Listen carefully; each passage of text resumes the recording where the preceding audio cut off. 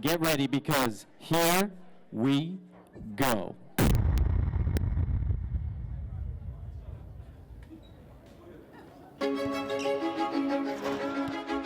A legacy is a living thing, always growing and evolving. New pieces build on a foundation and blend into one. A common thread, a single identity, a franchise united. From Long Island to New Jersey to Brooklyn. The experiences that thrilled us, the accomplishments we celebrated, the memories we cherish, bring us to this moment. The 2021-22 Brooklyn Nets City Edition. Born from the past and built for the present. Bringing us all together. It is that time. I would like to introduce the radio voice of the Nets since 2001. Put your hands together for Chris Carino.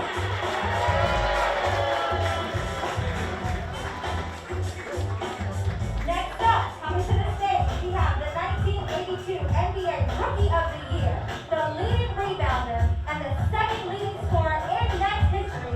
Please welcome Buck Williams.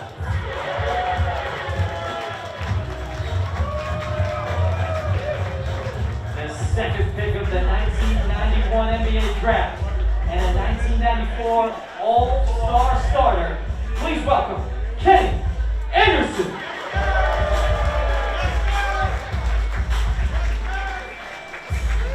All right, we got another legend coming to the stage. He set a franchise record for three-pointers as a rookie and was the first starter for 2 Eastern Conference championship teams and played in 2 NBA finals. Please welcome Kerry Kittles.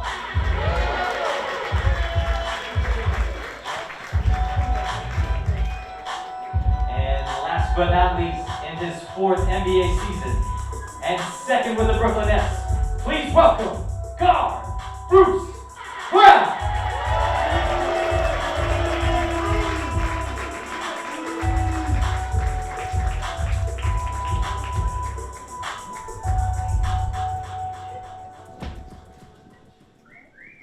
Troy, I'm good now? All right. How you doing, guys? Nice to see you. Look at this group. You know, you ever see when a tree, you cut the stem of a tree, you see the growth rings right around it? I feel like the Nets franchise, this is the growth rings right here. We've got from the 80s in Buck Williams, the 90s in Kenny Anderson. Kerry touched a little bit of the 90s too, but those great 2000 teams, and now what could be one of the best teams of them all, the current Brooklyn Nets, Bruce Brown. It's like the timeline of the franchise right here. That's why I always thought it was great that even though the team went to Brooklyn, the name Nets stayed the same. Because if the name Nets didn't stay on that uniform, I feel like I'd never be able to connect Buck Williams all the way down the line to Bruce Brown. Yeah, my days go back. We was practicing at APA Trucking Center. It's the guys in flannel shirts and the rocker next to you. We're sharing the court with the truckers over there. But it's been a long time, but it's good to see the vibe here in Brooklyn. I'm so proud of what, every decade of players have done in terms of building this brand and this franchise. It's so hip, it's so vibe, and I look forward to coming back. And the fan support has been just incredible. So, guys, thanks for the support. And I'm just so proud of the Nets organization, what they've been able to do. And we see, behind us, everybody saw the uniforms over the years, right? And this new City Edition is a blend of all of them. But when I see the Nets across the front, the way it's written with the little hook on the end, I think of the guy to your right. In fact, I remember last year when they had the tie-dyed ones. Did you play with the tie-dyed, Kenny? No, I didn't play with You the didn't play that. I was the year after. The year after, but Tie-dye still. would have been nice, But man. you would have liked it, huh? I missed that. Isn't it I was amazing like, wow. how fashion becomes like what people hated when it first came out? Last year, everybody loved it. Yeah. But that Nets, the way it's written across the front, I always think of you And when I remember I see Karis LeVert last year was wearing that uniform, and from behind a couple of times he had that herky-jerky motion. It was like, I'm like, that's Kenny Anderson getting in the paint right now. He's a little bigger than me, but A little bit. it was great playing for the Nets from '91, my rookie year, and playing with Derek Coleman, Drazen Petrovic, Chuck Daly was coaching us. It was just awesome, man. I just love being a part of the New Jersey Nets at the time. And then I brought this up. You and I talked earlier. You end up on the other side with the Boston Celtics, going up against that guy to your right, Kerry Kittles, he knows how the series went, so he's going, in 2002 and playoffs, Nets are on their way to the finals, and Kerry, you're part of that team, which I think changed the way everybody viewed the Nets. You know, the franchise went from being a could have been, or, you know, what could have happened, especially with, you know, Buck, you played on some teams that got close but never could get over the top. Kenny, we talked about the '93 team where you got hurt, you guys were playing well. But Kerry, that was the team. Jay Kidd shows up. You finally guys go to the NBA Finals, something that people didn't think the Nets could do. Yeah, that was an interesting time. I remember training camp that year. We all came together, and it was a new group of guys. We didn't know how good we would be. But you could just tell from the first practice that we just had such great chemistry. And then, as you mentioned, Jason Kidd and his abilities being an MVP player across the league. When you have that kind of talent and you have the complementary players around them, we had a really good core. We had a great bench. And it was a really good competitive team. Yeah, when they wore these new uniforms the first time from behind, it reminded me of that team that you guys had. What did Jay Kidd say to you the first dinner? Didn't he come in and the first time he came in about how you guys had won 26 games? And he was like, no more. Yeah, he was like, just no more of that. We got to, play together, play hard, play for each other, and just let everything happen. And so, he was a great leader, a floor leader on the court, led by example, and we just really followed him. And it was just great to go out every night knowing you're going to have a chance to win the game against any team in the league. Bruce Brown, I feel like you're probably listening to that going, yeah, I know what that's like right now, right? You got a couple of good guys to play next. That's a luxury. You were probably about 15, 16 years old when the team moved to Brooklyn, right? You're growing up in Boston, you're a high school kid. You played in Barclays Center, right? First time was part of the Jordan Classic, right? Yep. What was that like for you? It was amazing. It was my first time being in the NBA arena. I was super nervous when I went out there for the first time. My first shot was actually an air ball in there. But it was amazing being in the NBA arena, somewhere I wanted to play my whole life, so it was cool. Now, I know the thing that's changed from when you were in the league, Buck, is when these guys get into the arena now, whether they walk off the bus or they get out of their car, they come in through, it's like a fashion show. It's like they're walking the red carpet, right? And it is an arms race, right, to see who's the most fashionable guy coming in. But I know you rock some of the old school New Jersey Nets, some stuff. Did I see you with some of that stuff? I like to switch it up a little. Yeah. Sure. So how do you like the city edition and really not only the look of it, but what it represents? I love it. I love it. The guys who wore those are tough. If you know me, you know how I play. I'm a dog. I don't care who it is out there. I'm gonna play hard, give my all. So I love the jerseys. Speaking of dogs, you know who is a dog? I don't know, because he played before you were born. This guy right here, Buck Williams, was a dog. I don't know. I think there might be like 15 guys in the league all time that have gotten more rebounds than Buck Williams. To me, that's a Hall of Fame resume. I don't know why, but to me, that's a Hall of Fame resume. To me, it's a testament to the bad shooters I had on my team. No, by the way, I have a teammate of mine here, Otis Birdsong. We played in the 80s. And, is he here? We broke into Brendan Byrne Arena at the time, and we saw a lot of players go in and out with Larry Brown as the head coach. And I didn't know at that time we were really kind of creating something.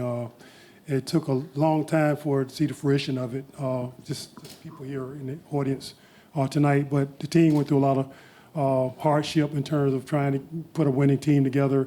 But one thing about it, fans are very loyal, and it's just nice to see how things have changed. Even from those hot pants we wore in the 80s, it's good to see those shorts coming down a little bit now. Yeah, they're coming out. The way you came out, I thought those were tearaways. I thought you were going to rip them off and start playing. Well, I've seen a lot of faux pas in With the the NBA. tearaways? The guys coming in through the tunnel with these, dressing. I'm not going to call them players' names, but I think we kind of know who some of these guys. Why are you looking at Bruce? Bruce didn't do No, it. Bruce is cool. He's a pretty dapper guy. I've been checking Bruce out. I thought you were going to come in with the goggles, though.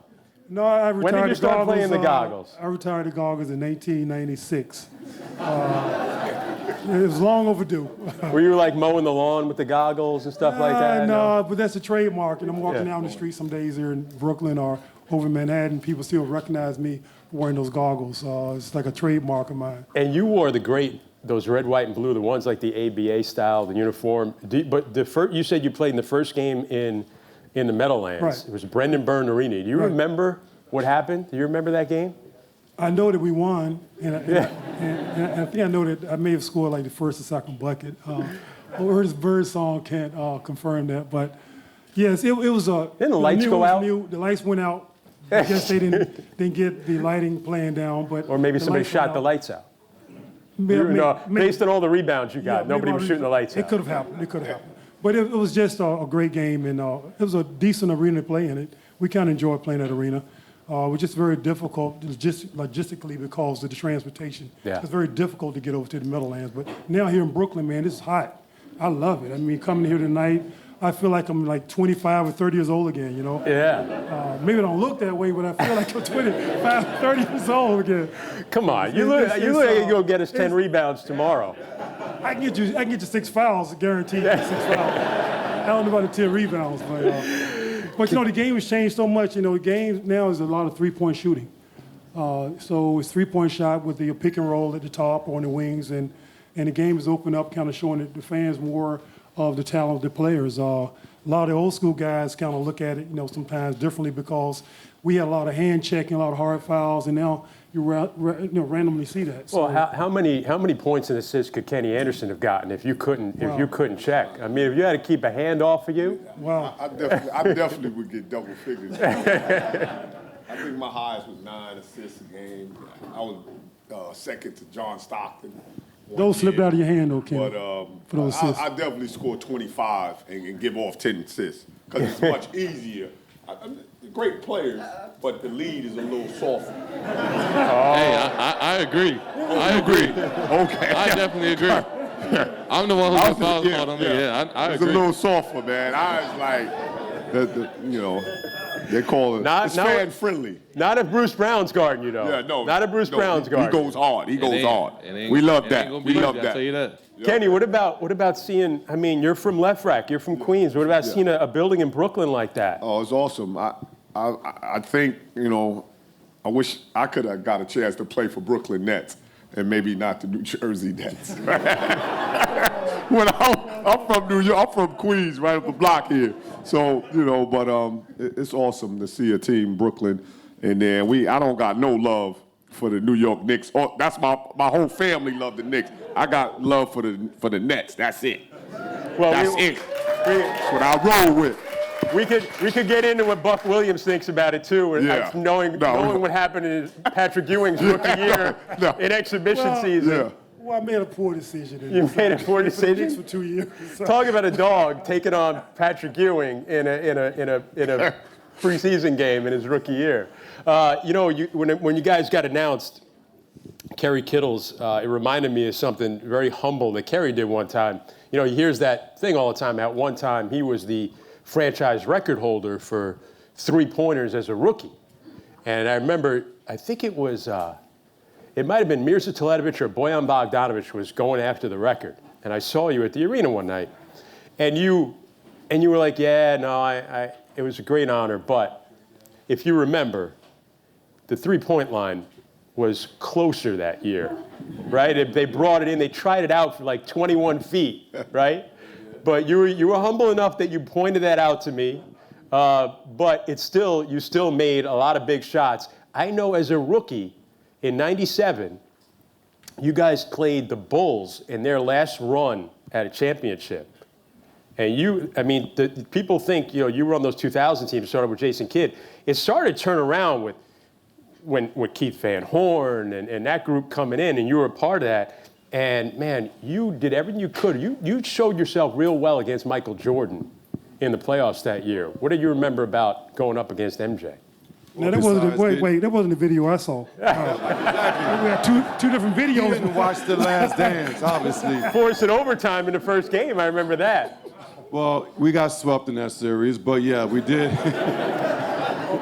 You got to take baby steps, Buck. Come on. Baby steps. Yeah, playing the 70-win Bulls in the playoffs, that wasn't fun. Yeah.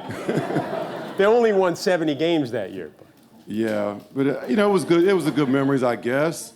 Trying to make too many highlights from Michael Jordan and Pippen and those guys. But yeah, that was a turning point for us as a franchise, trying to take the team from where we were to becoming a very competitive team. And then, we had some good additions. We had Sam Cassell, we had Keith Van Horn, we had Jason Williams, Kendall Gill. So we had a really good core. And then once those guys moved on and transitioned, we got Jason Kidd and Kenyon Martin and that crew. And that's when we were really competitive. Yeah, and speaking of, great players to play around, we brought it up, Bruce. It's got to be like I said, for some of the young guys on your team right now, it's like getting a PhD in basketball. I mean, what's it like just to be around such, Harden and Durant, and you know what they've been through in their career as a young player, to see how they approach the game and to play with those guys? Yeah, to see those guys work every day is amazing. You hear a lot of people say KD does everything game speed. He literally does everything game speed, like when he's working out. And then James, his step back is untouchable because he shoots generally like 500 of them a day. And you got to see, what Barclays Center is going to be like in a huge game last year in the playoffs. Game 5, Game 7, the place shook. KD makes that shot to force overtime in Game 7. Place shook, right? Yeah. If he had a size, 16, we would have won the NBA Finals. But yeah, it was crazy. Me being the Energizer Bunny on the team, just going out there, going from nobody in the stands to a packed house, it was crazy. I didn't know how to control myself at the start of the game. So I can't wait for the playoffs this year and how it's going to look, so we can take care of business. The first time the Nets ever won a playoff series, Buck, you guys knocked off you played at a tough time in the East, where you had Moses and Dr. J and those guys with the Sixers. You had the Celtics and those great teams in the 80s. But you guys knocked off the Sixers, who were the defending champs, to win the first ever playoff series. But you're up. Michael Corrin told me this story. You guys are up 2-0. You win the first 2 games in Philly. It's a 5-game series now, right? You got to win one more game. You got 2 games coming at home. Game 3. Do you remember what the mascot did? No, I do not. What did the mascot do? You don't remember this? Michael Corrin told me this story. He said the mascot, Duncan at the time, it's fourth quarter, it's like a tight game. He gets a broom and he starts sweeping in front of the Sixer bench. And Mike's like, Dr. J is looking at this. Moses Malone is looking at this. Mo Cheeks, Andrew Toney are watching. This Duncan is taking the sweep like they're gonna sweep you guys. They end up winning the next 2 games in the Meadowlands, and you beat them in Game 5 in Philly. What I do recall, the great Dr. J, who's my idol growing up, he made a statement in the media saying that mail the stat sheets in because the series over, they're going to win. So that motivated us, and we were able to win that game. At that time, Moses was pretty old. Doctor was old. We were like in our prime. So they threw the balls out. We just started running.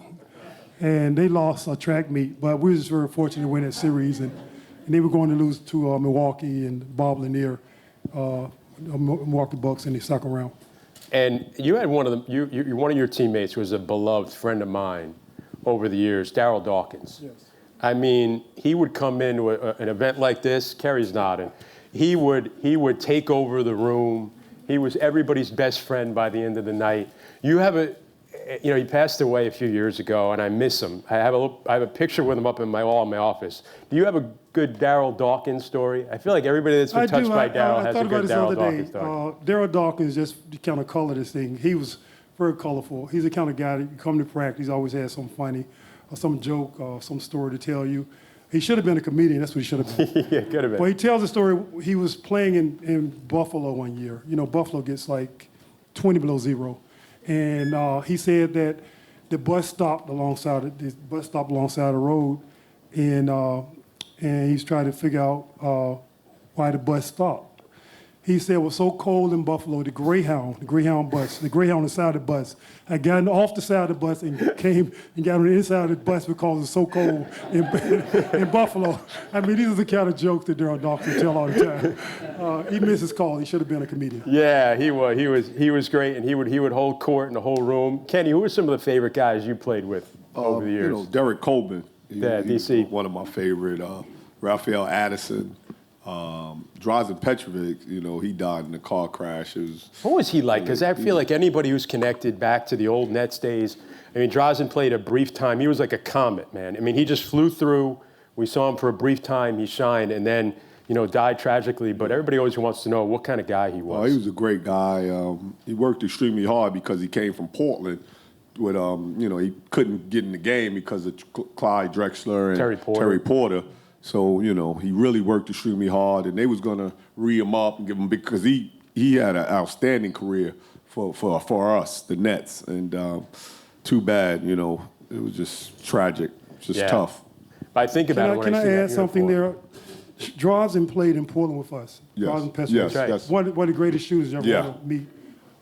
He could knock it down, but Drazen wasn't ill-advised. He was trash-talking Michael Jordan. Yeah. I didn't get Watching those that. highlights, Yeah. I don't know what, you know, jogged his mind to talk trash to Michael Jordan. Michael probably had about 50 points on him in the first half. But you know, that's my greatest memory of Drazen. I feel like shooters are like wide receivers. They got to have a little swagger. Kerry Kittles, you were a great shooter.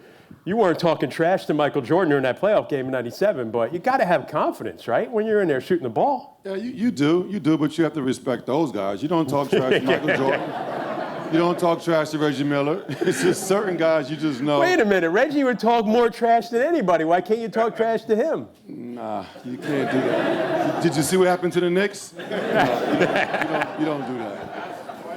You don't do that. Bruce, when you're out there, you're getting up in the guys' grill. Do guys? I notice you, and I don't know if it's if you're saying anything, but whenever you make a play in front of the other team's bench, I notice you always go back. Do you have a running dialogue with the other team during a game? I do sometimes. I like to talk a little bit depending on who I'm playing. As you say, you got to be smart who you talk to. But yeah, I definitely talk a lot to the opposing bench for sure. Well, especially because you're guarding the best player a lot of times. Say it again. You're guarding the best player a lot of every times. Every game, yeah, for sure. Yeah, I'm not going to really talk much to Steph. There's certain people you talk to and you don't talk to. So, Steph, I probably won't say much. Just use your fouls. You have 6 fouls. Use all fouls. Early in the year, it seemed like, even like we were talking about it. Was it the New Orleans game, right, the other night? Like, first half, they weren't really feeling you. Not at all. What was going on at halftime? You guys are talking. Yeah, we talked. I started picking up a little bit.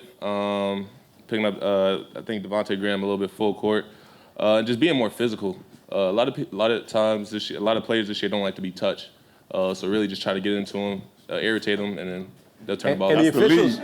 That's the lead now. But the officials are letting stuff go now this year a little bit. The way I play, I think I've built a foundation where they won't call a lot of fouls on me. So I could be a little more physical out there on the floor. Kenny's saying yeah. I don't know, man. They wait till the playoffs to start blowing the whistle. You know. Well, yeah, it's a different game, right? Yeah, different, much different. It's a different game. Buck, you would have been a stretch 5 in this league, probably. You would have been like a... I would have been out in the league. That's right. No, it's so funny to see how the game has transitioned. Every night it was a physical match for me, regardless of who I played. And you had to fight. At some point, some guy was going to test you. So never forget one night in Cleveland, Lonnie Shelton and I got into it, and we fought from one end of the court. I didn't want this because the guy was like 300 pounds, but, you know, just what I just had to do was part of the job description. But it was such a physical game, and the thing about it, guys could hand check you. Certain guys would put their hands on you, kind of can guide you around the court. And you had to be, I don't know if some of the guys I'm sorry, Bruce, I don't know if some of these guys could have played in my era because it's too physical. And the referees are part of the game. Whereas now, you can count on, if you touch someone, it's a foul. Yeah, I like to think, though, that basketball players are basketball players. They would adjust. Right. Like Kevin Durant, I mean, he's not playing at a time where it's physical, but if you put him back in the 80s, I think he would have figured it out, right? Bruce is saying, yeah. Yeah. Like, you can't tell me he wouldn't have been good. I wouldn't have figured out shooting 3-pointers, though. I mean, I just tell you that How right many now. did you shoot in your career? Probably one. And that was a late clock. Yeah, late clock. Shooters love a late clock, right? Yes, they love it. Kerry, shooters love a late clock. Yeah, you do. That countdown's always in your head. You're trying to make that shot when it goes off, of course. It's great seeing the new threads. I think they're awesome. What do we think of the new City Edition stuff? It looks awesome, right? Yeah. Oh, wow, we got sound effects. How about that? I like that. Yeah, it's nice. The party's not over. You guys will be hanging around a little bit. So we appreciate everybody coming here tonight. This is a really cool venue. Thanks for the folks setting it up here. Thanks for everybody for coming out. We got more to do. Is Troy around? Is he taking it over? What do we got going on here, Troy? Here we go. All right, let's hear it for Bruce Brown, Kerry Kittles, Kenny Anderson, Buck Williams.